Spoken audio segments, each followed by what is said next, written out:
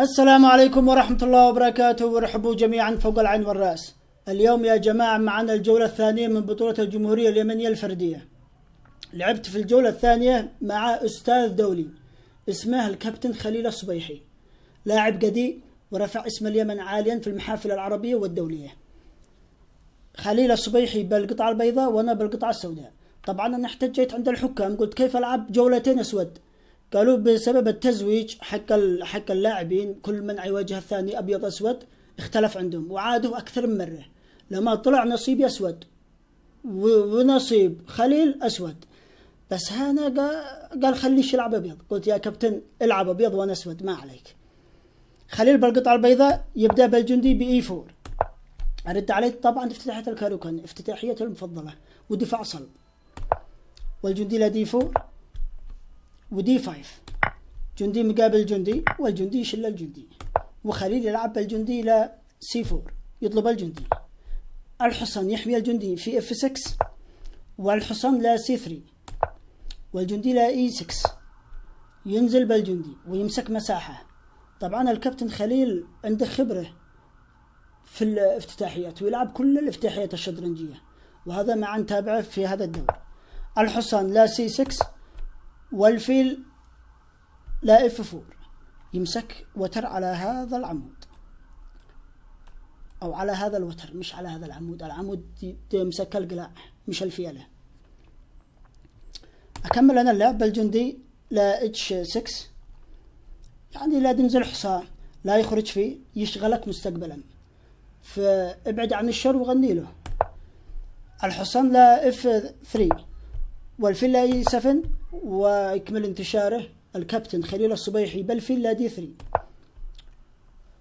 الجندي هذا لعبت خطوتين، قلت على أمل أن الكابتن خليل يأكل بالتجاوز وتكون أموري تمام، ما بش أحد أحسن من أحد، بس هذه النقلة منحت الكابتن خليل أفضلية بسيطة.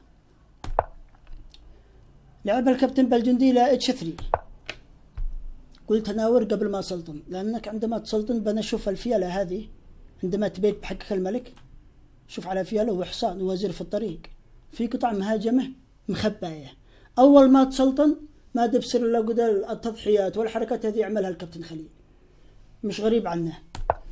يبيت الكابتن وأنا بيت كذلك الحال، والحصان لا اي 5، تمسك مساحة.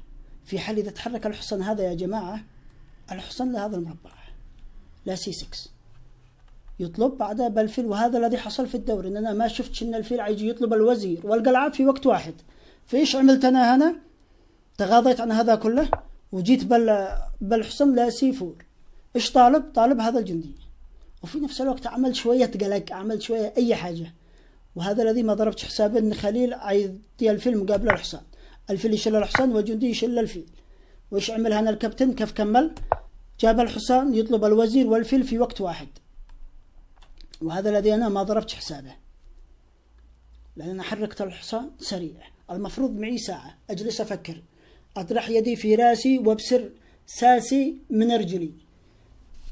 الوزير يطلع خطوة والحصان يشل الفيل، والوزير يشل الحصان، والوزير لا دي 6 يربط الوزير مع القلعة، إجباري تعطيه فارق. الفيل يشل القلعة والملك يشل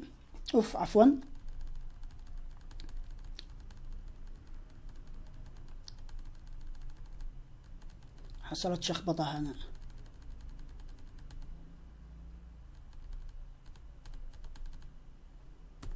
الفيل يشل القلعة والملك يشل الفيل. كيف يكمل هنا الكابتن خليل؟ جاب الوزير لا سي 3. ايش طالب القلعة. عندما تلعب مع الجراند مستر او استاذ دولي مثل الكابتن خليل، لازم انك تضرب حسابك على كل نقلة، مش تلعب مع عشوائي، او لقد مسكت وضع تكون راكن. انا ركنت على حاجب في الوضع هذا، وهذا الذي خسرني الدور. طلعت بالفيل اطلب الوزير، والوزير لا اي 3 يحمي الجندي، لانه كان مطلوب بالوزير حقي. فيش كملت انا هنا؟ جيت ادبل على اساس طالبي هذا الجندي، وخليل يلعب بالقلعة الذي في لا دي 1.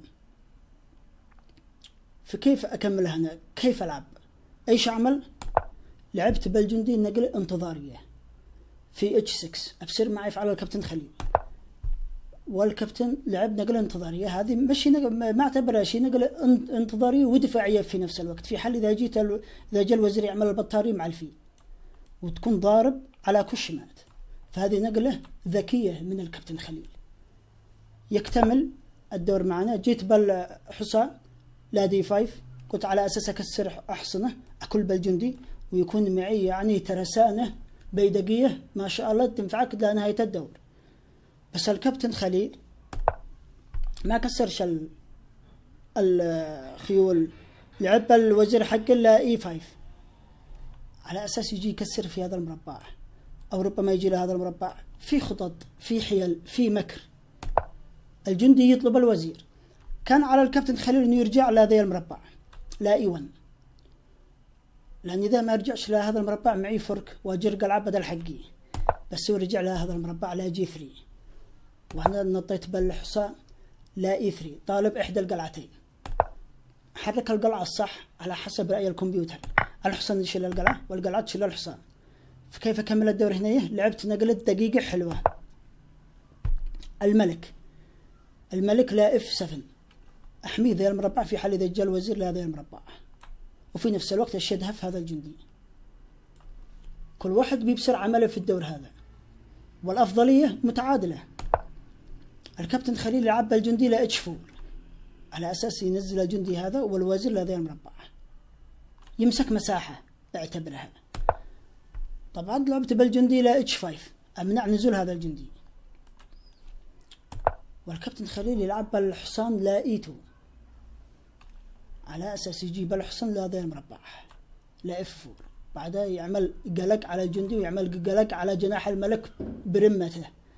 فكيف اجاوب انا على هذا الدور؟ قلت الشمنع الحصان يجي لهذا المربع.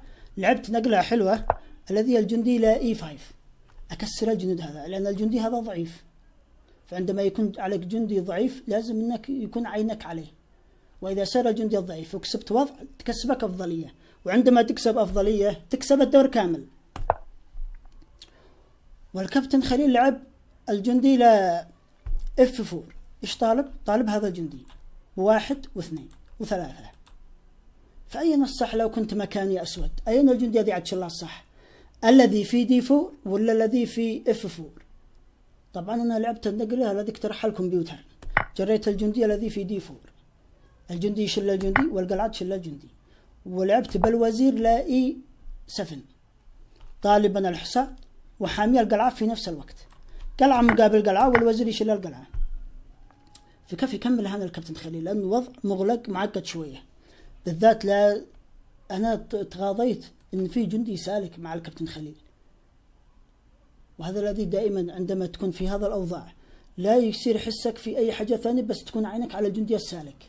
الجندي السالك دائما ما يعطي أدوار حتى لو أنت خاسر فيها. لعب بحصانه لا سي 3 الكابتن خليل، وانا جيت بالوزير كش وغطاه بالوزير. كان الصح انا يا جماعه ان انا اكسر وزراء ومعي فيل هنا ماسك الرقعه كامل، ازيد العب بغير خطوه ويمنع ويشل حركه الحصان على هذا المربعات. بس انا ايش الذي تخيل لي هنا لما اننا فلت التكسير؟ كنت اكسر وربما يا فوزي ولا تعادل، كنت عاد العب انا وياه لان ما وصلنا، لان شوفوا هؤلاء الثلاثه جنود، هؤلاء 3 جنود مقابل 2، والملك قريب من هذا الجندي.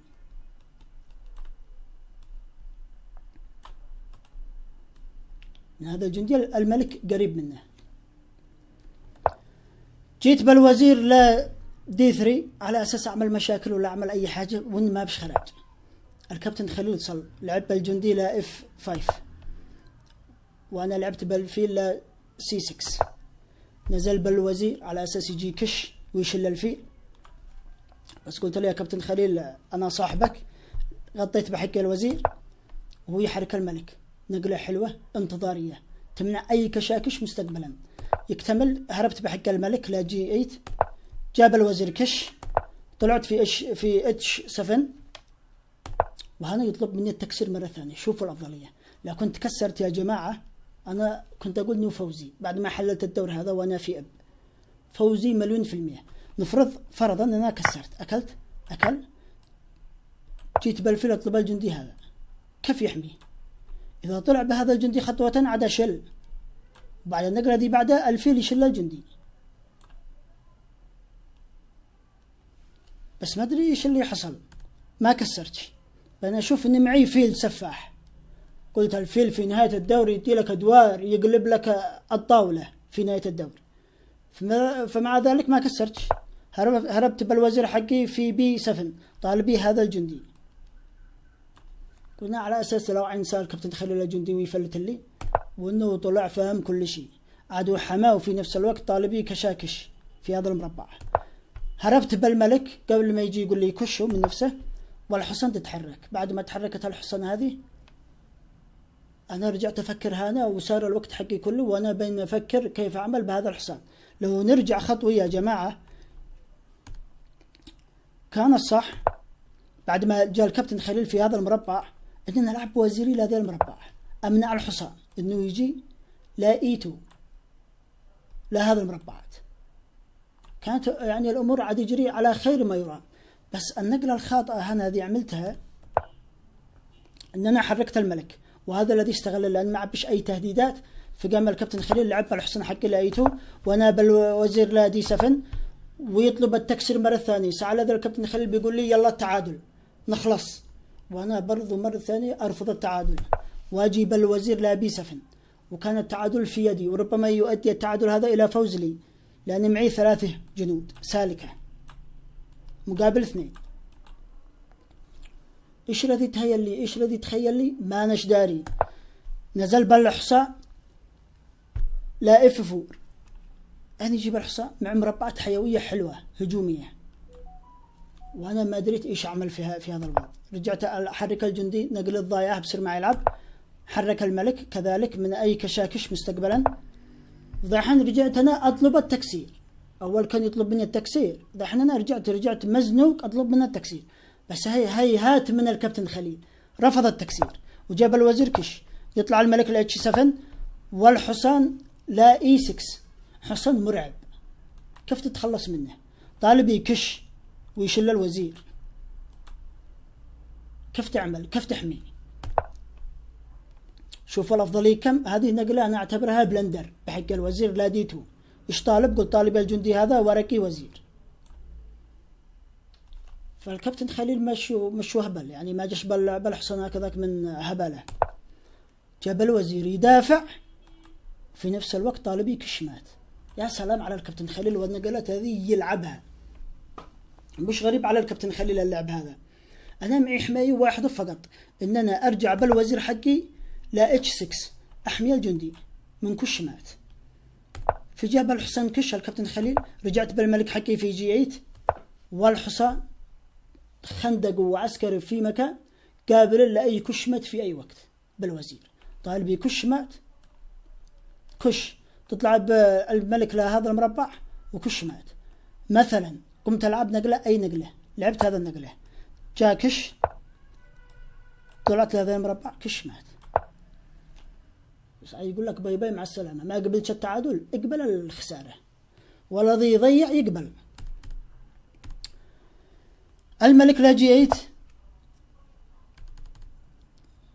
جاب الحصان لهذا المربع، وأنا جيت بالفيل قلت اربط واشيل الحصان. إيش يعمل الكابتن خليل؟